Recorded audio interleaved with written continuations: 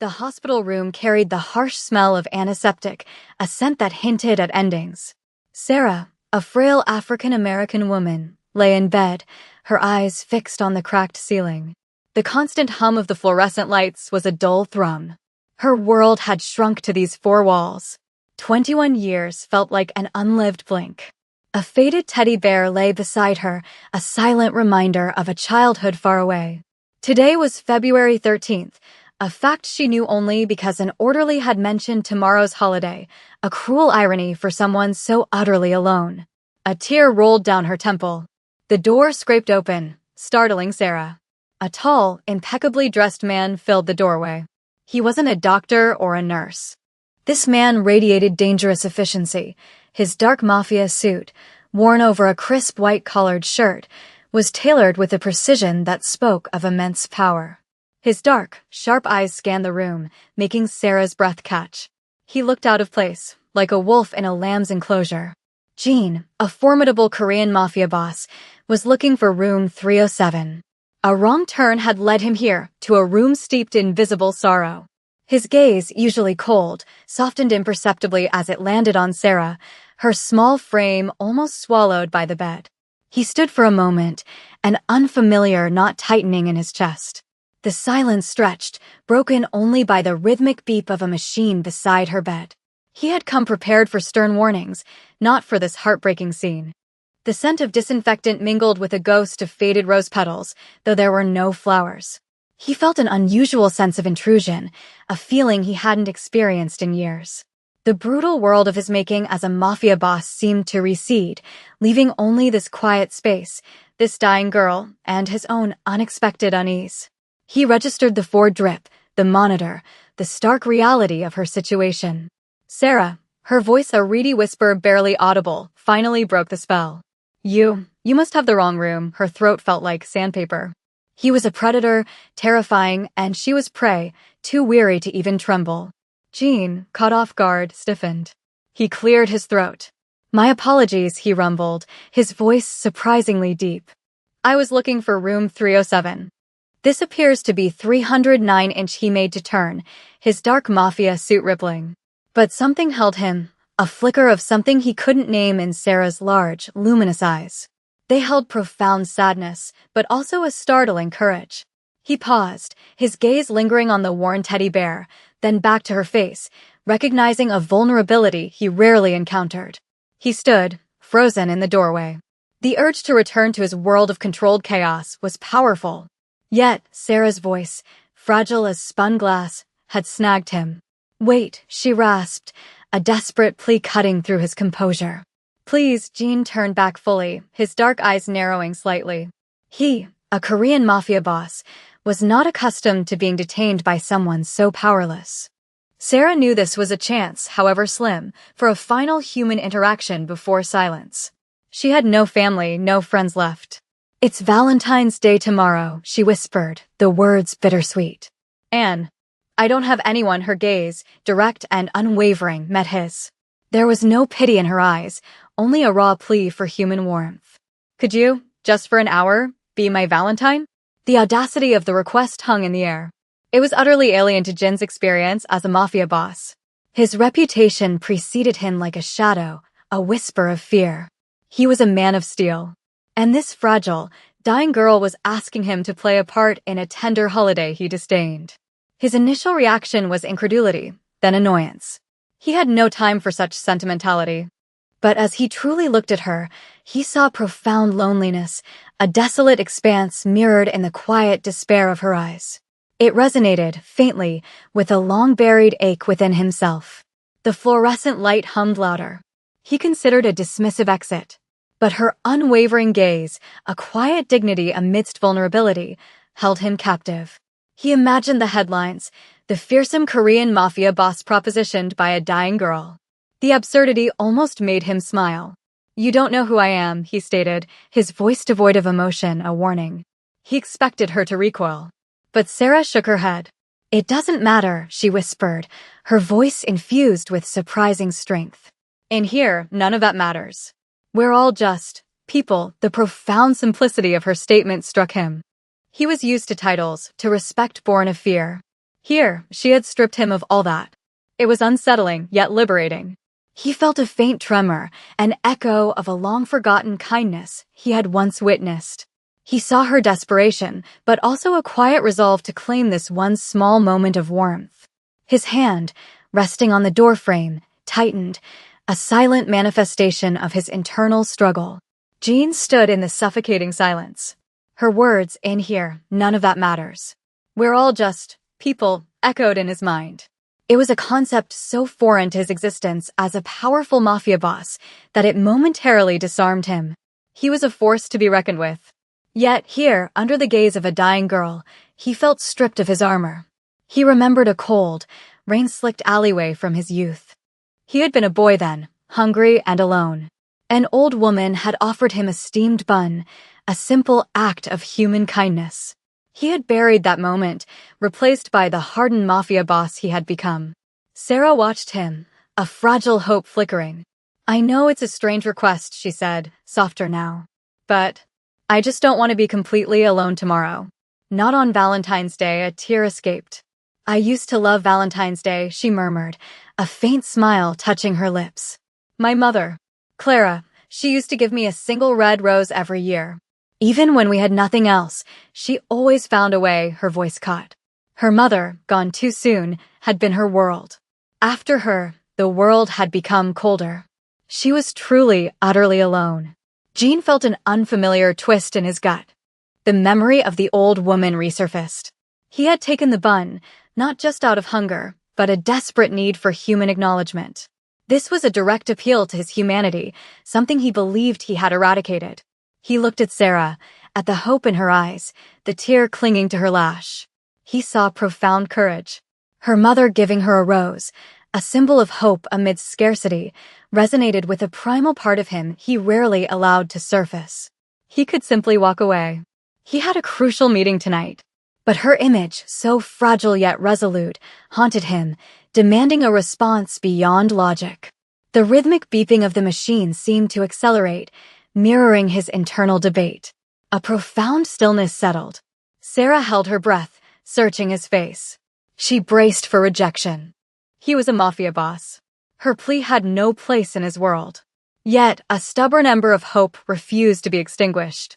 Jean finally moved, a slow, deliberate shifting. He reached into the inner pocket of his dark mafia suit jacket over his white-collared shirt.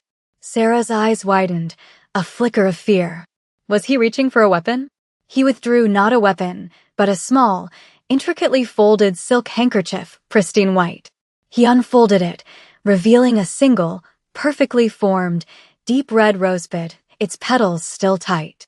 The contrast was breathtaking, an unexpected splash of vibrant color. Sarah gasped. "It is not Valentine's Day yet," Jean stated, his voice low, but now with quiet sincerity. But he continued, his dark eyes meeting hers, a surprising warmth shimmering within them. "Tomorrow, it will be." He extended the rose towards her, his large, calloused hand holding the delicate bloom with a gentle reverence utterly at odds with his formidable presence as a Korean mafia boss. "Consider this, a down payment." His lips, usually grim, softened almost imperceptibly, a hint of a smile far deeper than amusement. "And yes, Sarah, I will be your Valentine." The words hung in the air, a shocking, improbable declaration. Sarah stared at the rose, then at his face, her mind struggling. A wave of emotion, so potent it threatened to overwhelm her, washed over her. It was the joy of not being alone, the breathtaking surprise of unexpected kindness. Tears, hot and abundant, streamed down her face, tears of gratitude, of being seen, truly seen. She reached out a trembling hand, her fingers brushing the soft petals. It felt real, a tangible piece of beauty and hope. "Thank you," she whispered, choked with emotion.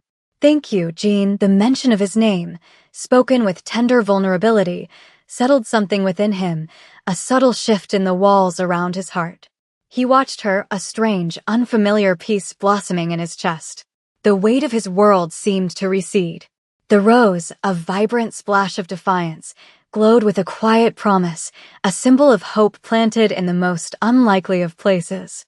The air, once heavy with sorrow, now seemed lighter. The relentless beeping of the monitor now pulsed with a new, gentler rhythm. He was a mafia boss who commanded fear, but in this moment, he had given something far more valuable: hope. Jean remained by her bedside. Sarah, cradling the rosebud, felt a fragile warmth. A Korean mafia boss, a man of such formidable reputation, was going to be her Valentine. It felt like an impossible dream. She looked at the rose, its crimson petals promising life, a stark contrast to her imminent end. It was a small thing, yet it held immense meaning, a symbol of being remembered. How did you have a rose?" she finally asked, her voice weak but curious. A faint wry twist touched Jin's lips. "A detail from a negotiation," he replied. "A peace offering of sorts from a misguided rival. I found it unnecessary for my purposes," he didn't elaborate. She understood. Intuitively, his world was complex. He glanced at his heavy, expensive watch. "I have other engagements," he stated, his voice returning to its measured tone, though a softness lingered. "But I will return tomorrow." With another rose, the promise, simple and direct, solidified their connection. It was a commitment. Sarah felt a surge of emotion. "You don't have to," she whispered. "I know," his gaze met hers, a silent assurance. "But I will." There was quiet determination. He was a man of his word, a mafia boss, and a promise was sacred. As he turned to leave, his dark mafia suit disappearing, the room seemed to regain its emptiness, yet it was an emptiness now filled with the fragrant ghost of a rose and the warmth of an impossible promise. Sarah held the rosebud to her cheek. She closed her eyes, a faint smile playing on her lips. For the first time in a long time, she felt a flicker of hope, a fragile anticipation for tomorrow. The image of his stern face, softened by the unexpected gesture, imprinted itself on her mind. His world, woven with dark threads of power and danger, had briefly intersected with hers, creating a profound beauty. She wondered what kind of burdens he carried as a mafia boss. His eyes, though hardened, held a flicker she recognized: loneliness, unspoken sorrow. The beeping of the monitor now felt like a steady, comforting rhythm.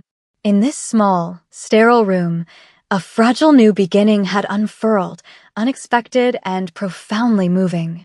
Jean stepped out into the hospital corridor, the fluorescent lights harsh after the subdued intimacy.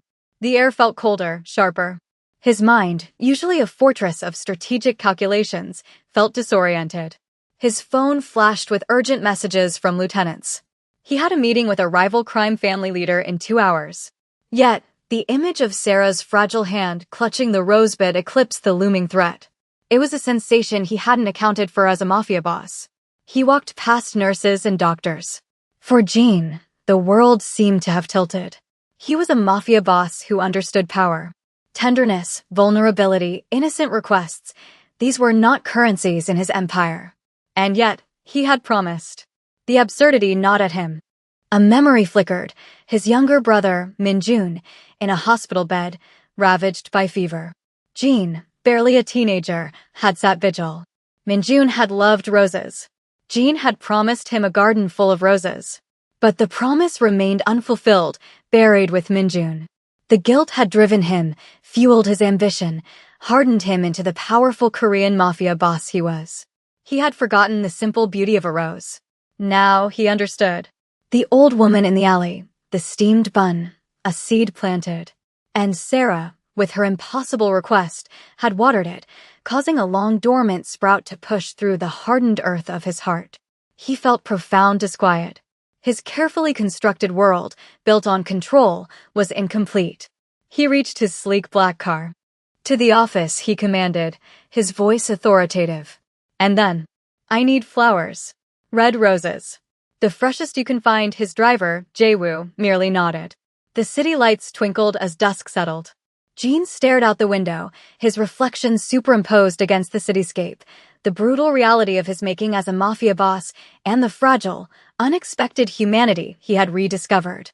The weight of his brother's memory, long suppressed, felt tangible.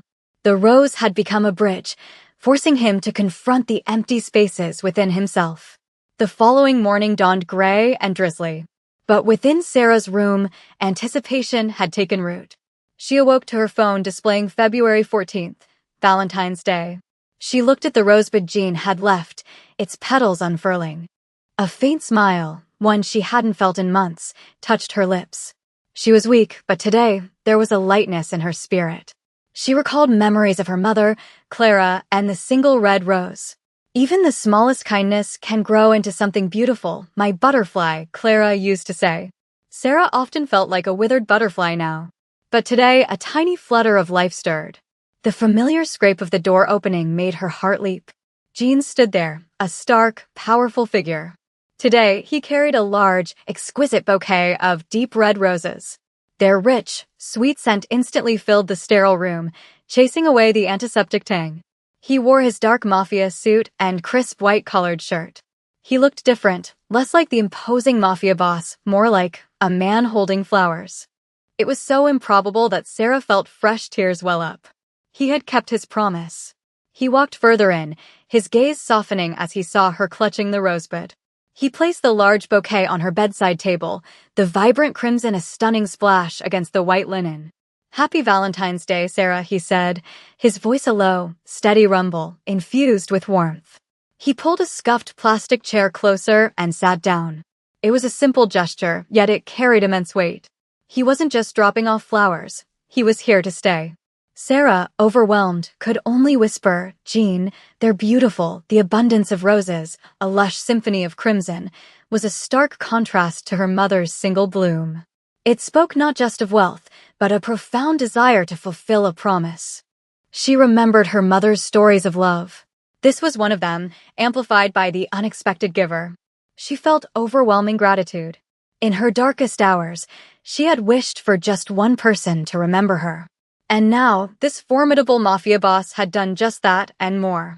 He sat there, a silent sentinel, allowing the quiet presence of the roses and his unexpected company to fill the empty spaces that had haunted her. The hum of the medical equipment seemed to fade, replaced by the gentle rustle of petals and the profound, unspoken language of human connection. Jean watched her unfamiliar emotions tightening his chest. Sitting here, observing a dying woman find solace in roses, felt profoundly alien, yet compelling. "My mother loved roses," Sarah said softly, her voice a fragile whisper, lost in a tender memory. She used to say they were proof that even after the longest winter, beauty always returns. That hope always finds a way to bloom. She looked at him, her eyes holding a depth of wisdom. "She taught me to always look for the beauty, even when things were dark. To find the light in the shadows."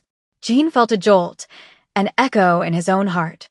His mother had spoken of similar things, which he had dismissed as sentimentalities. But now, through Sarah's words, he saw their profound truth, a truth he had buried beneath ambition as a Mafia boss. He remembered his mother, tending her small vegetable patch. He had always wanted to be strong enough to protect her, but in pursuing strength, he had lost touch with her beliefs. "My mother, she would have liked you," he found himself saying, the words surprising even himself, a rare glimpse into a guarded past. It was a confession, a bridge between his two worlds. Sarah's smile widened, a radiant glow on her pale face. "And I think I would have liked her too," she replied. The shared connection felt profoundly significant. He felt a softening within him. The weight of his responsibilities as a Mafia boss seemed to recede, replaced by a quiet peace. He found himself telling her about his brother, Minjun, a hesitant confession of grief he had carried for decades. He spoke of Minjun's love for roses, the garden he had promised, a promise tragically unfulfilled. The words, once locked away, flowed with unexpected ease, a cathartic release. Sarah listened intently, her eyes filled with empathy. She understood loss, unfulfilled promises. He would have loved these, Sarah whispered, gazing at the roses. He would have seen the hope in them. Her simple words resonated with Jean, a healing balm. The sterile room, once a symbol of endings, now felt transformed, a sanctuary of shared stories, bathed in the soft glow of crimson petals. The connection deepened, a powerful bond forged in shared humanity. As the afternoon light waned, a comfortable silence settled. Sarah, her strength ebbing, felt a profound peace. She looked at Jean. "You know," she began, her voice barely a whisper, "there was a boy, when I was very little. My mother and I were so poor, living above a bakery. A fierce storm hit, and rain poured through our leaky roof. I was crying, so scared. And then, a boy a little older appeared at our door. He had a small, tattered umbrella, and he offered it to my mother. He said, "It's not much, but it might help keep the rain off your head." Jean listened intently, a strange sense of familiarity prickling his memory.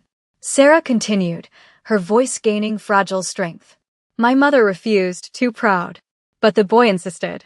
He left the umbrella by our door, and then he disappeared back into the rain. We never saw him again. But that umbrella, it wasn't much, but it was a symbol. A symbol of unexpected kindness, of a small light in a dark time. She looked at Jean, her gaze piercing. His eyes, they were dark like yours. And he carried himself with a quiet seriousness, even then. A cold wave washed over Jean, followed by a rush of heat. The memory, long buried, exploded into vivid clarity. The driving rain, the leaky roof, the small, frightened girl, and her dignified mother. The umbrella, a cheap thing he had found, an act of impulsive kindness from a boy who knew little kindness himself. He remembered the helplessness, the desperate urge to do something for that vulnerable family. He had been so young, so powerless, yet in that moment, he had felt purpose. The image of the woman's proud refusal, the girl's tear-streaked face, it had stayed with him. He had fled soon after, embarking on the path that led him to become the formidable Korean mafia boss, pushing that memory deep into his mind. Now, decades later, the pieces clicked. He was that boy. Sarah was that child.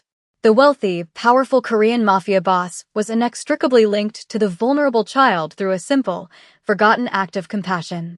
The irony was devastatingly poignant.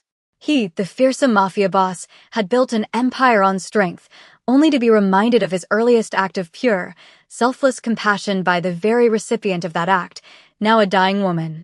The roses, symbol of hope, held a deeper meaning, blooming not just for Sarah, but for the long-dormant humanity within himself, guided back to the light by the fragile thread of a forgotten kindness. The room now felt like a sacred chamber, holding the echoes of a shared past. The truth settled over Jean like a shroud. He, the architect of a ruthless empire, was merely a boy again, offering a flimsy umbrella. Sarah, his Valentine, was the small girl whose tears he had unknowingly tried to dry. The revelation left him speechless, stripping away his defenses, exposing the raw, vulnerable core he had hidden for decades. The world outside faded. All that remained was this sterile room, the scent of roses, and the profound weight of their shared history. He reached for her hand, his large, powerful fingers gently enclosing her frail ones. His touch was surprisingly tender. "Sarah," he said, his voice husky with emotion, a rare tremor. "It was me. I was that boy, the confession, long overdue, felt like a dam breaking." Sarah's eyes widened, fresh tears gathering, tears of wonder, recognition. "I knew," she whispered, filled with unwavering certainty. "I always remembered those dark, serious eyes. And the kindness." A single tear traced a path down Jin's rugged cheek, a tear for the lost boy, for his brother Minjun, for the years spent building walls, and for the profound, bittersweet beauty of this moment. The redemption arc for the ruthless Korean mafia boss was unfurling. He saw not just a dying woman, but a beacon of enduring hope, a living testament to a single act of kindness that had found its way back to him. He realized all his power, all his wealth, could not buy a moment as meaningful as this. It was an earned happiness, not through conquest, but through courage. The following days were a blur of quiet conversations, of shared silences. Jean visited daily, bringing fresh roses, listening to Sarah's stories, sharing fragments of his own. He spoke of Minjun, of his mother, of the burden of leadership as a mafia boss, his voice losing its hardened edge. Sarah, in turn, found a strength she hadn't known she possessed, her spirit buoyed by his presence, by the unexpected love that had blossomed. She taught him the simple beauty of presence, the profound importance of genuine connection. One quiet afternoon, as the last rays of sunlight streamed through the window, Sarah's breath grew shallow. She held one of the red roses, its petals fully open. Her eyes, filled with serene acceptance, met Jin's. Thank you, Jean, she whispered, her voice fading. For being my Valentine. For bringing the roses. For reminding me of the light. Her gaze flickered to the teddy bear, then back to him, a faint smile. And for the umbrella. Her eyes closed, her grip on the rose loosened, and the gentle beeping of the monitor stretched into a long, continuous tone, a final lament. Jean sat there for a long time, holding her hand, feeling the warmth leave her fingers. The room was silent. He had lost her, yet he had also found something invaluable. The roses glowed with ethereal light, a testament to her enduring spirit, the hope she had ignited. He left the hospital that evening a changed man. The ruthless Korean Mafia boss was still there, but beneath the hardened exterior, a profound shift had occurred. The empty spaces now held the echoes of Sarah's laughter, her wisdom, and the fragrant ghost of 1,000 red roses. He carried her memory and the small, tattered teddy bear she had left behind. He would build that rose garden for Minjun, a garden filled with the deepest crimson, a place where the kindness he had once shown and the love he had unexpectedly found would forever bloom, a poignant, everlasting tribute to two souls who, through the unlikely magic of a forgotten umbrella and a dying wish, had taught him what it truly meant to live and to love. The city whispered Sarah's name, a reminder that, even in the darkest corners, hope, like a single red rose, could always find a way to bloom.